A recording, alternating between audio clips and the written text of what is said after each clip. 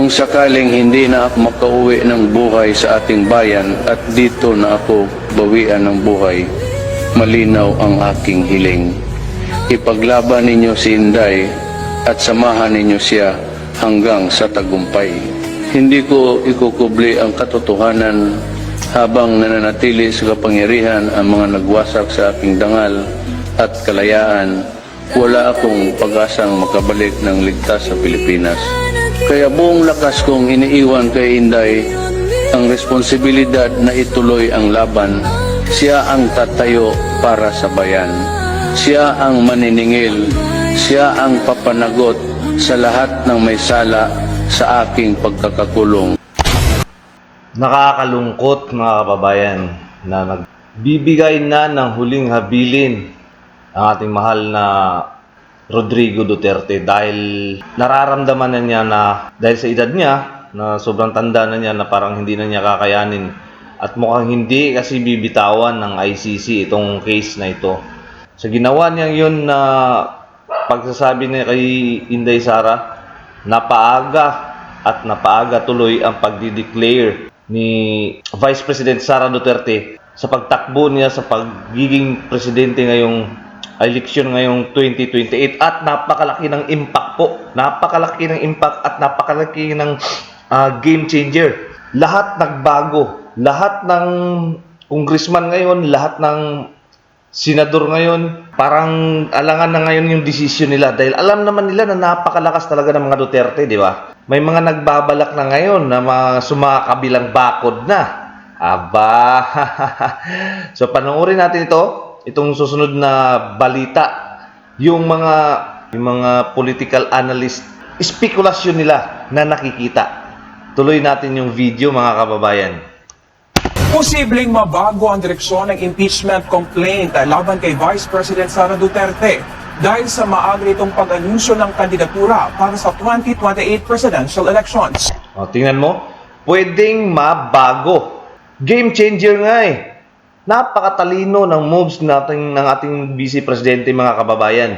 Pinaaga niya yung pagdi-declare niya dahil sa sunod-sunod na mga case na ipapile sa kanya na impeachment complaint.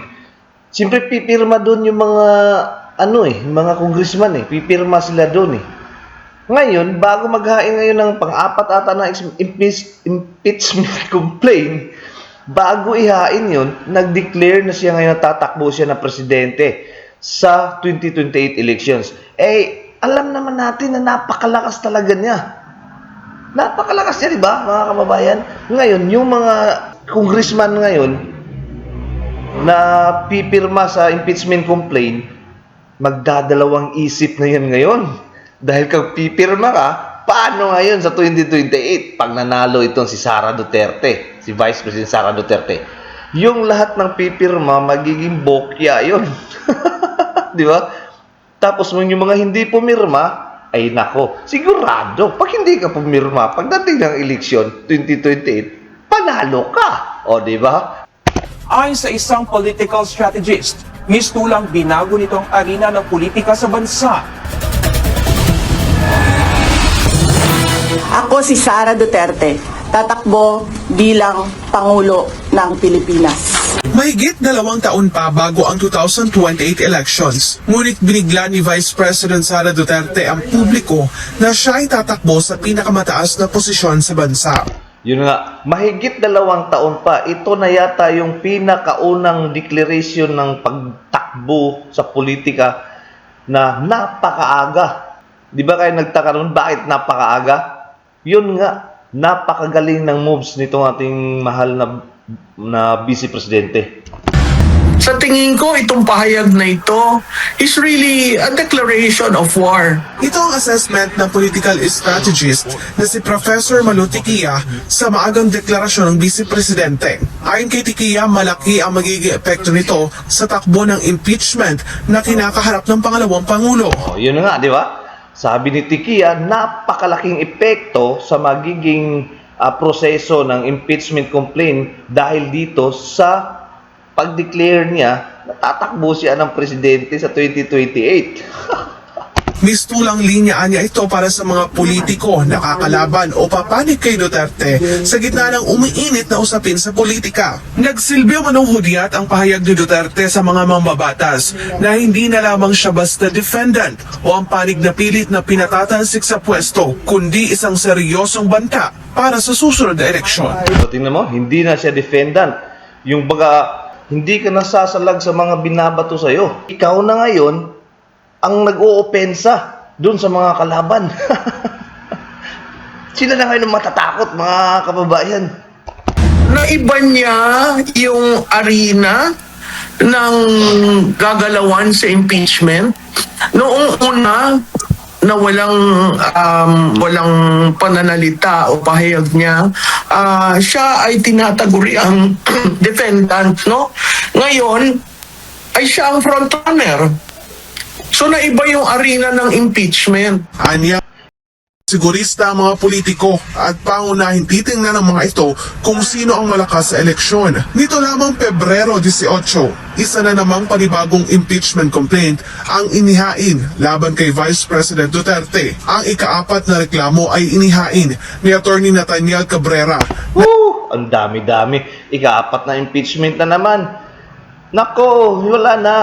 Wala nang silbi ang mga impeachment na yan dahil tatakbo na nga siya ng presidente sa 2028 election. Sino pang pipirma? Endorso naman ni House Deputy Speaker Paulo Ortega at Manila 6th District Representative Benny Abante. Ang mga politiko, very particular yan sa numero. Kung nakikita mo yung nagdeklara kahapon ay siya ang leading candidate, ikaw pa naman isasagasa dyan.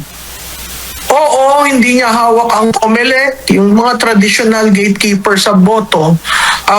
Pero makita mo, pagbaba mo sa distrito mo, ang taong bayan nagsasalita at nagtatanong, hindi ba magbabago ang iyong boto dyan? Bagaman may ilang pangalan na lumilitaw na posibleng maging third force sa 2028 elections, nakikita ni Tiquia na mahihirapan ang administrasyon at oposisyon na makahanap ng mabigat na katunggali ni Vice President Sara Duterte.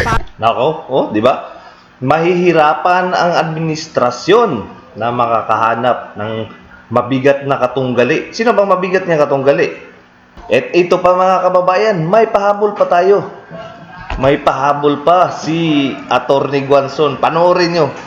Huwag muna kayong mag-scroll. Panoorin nyo yung pahabol ni Atty. Guanzon. Di ba? Matatawa kayo. Di ba? Walang kawala eh. Pag namatay si Digong, President Digong sa Hague, panalo na si Sara. Pag nakauwi naman, panalo din si Sara. Panalo pa rin. Kaya talaga, ito si BBM gang with their Walang kawala. congressmen, talagang lahat na lang gagawin. May impeachment, may plunder case, may ano. Well, stop it already. 125 million in confidential funds is liquidated with the COA. Compared to your billions and billions and in